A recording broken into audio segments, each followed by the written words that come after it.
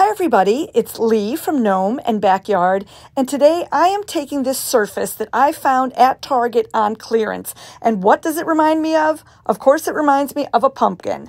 I'm then going to take one of the fall decoupage napkins from our napkin set that I think will just really turn this into a beautiful piece of home decor. So the first thing we're going to do is we are just going to put Mod Podge right on the top of this surface. I don't need to paint it. It's already a light color.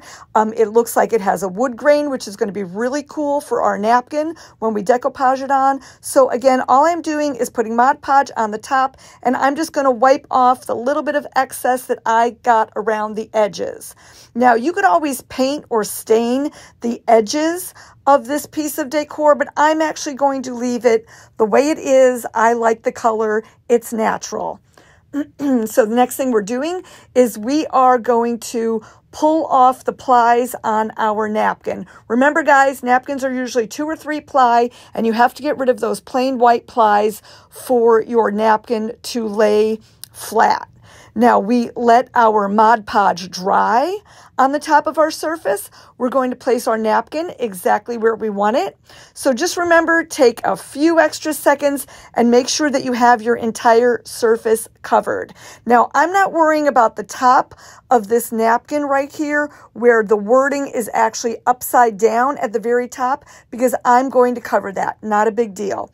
So the next thing we're doing is we are just taking our parchment paper, laying it on top of our napkin, and then taking our mini iron on a medium temperature and just ironing our napkin right on to our surface.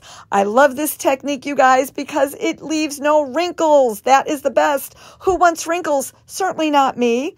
So now I just cut off a little bit of the excess napkin because I know I'm going to save it and use it for another project in the fall.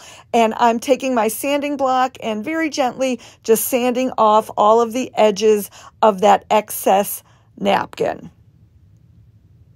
And you'll see my edges look neat. They look clean. Again, if you wanted to stain the edges a darker color on this, you can, but I like it. It's natural. And I'm actually leaving that cute little piece of leather on the top because that looks like the perfect stem for our pumpkin. I love that. I'm not changing that out. So I am going to just take a little bit of Spanish moss.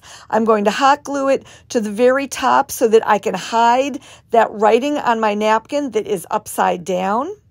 I still have a beautiful fall decor on the front of this pumpkin with the pumpkins, the picnic table, the leaves. I'm loving all the colors.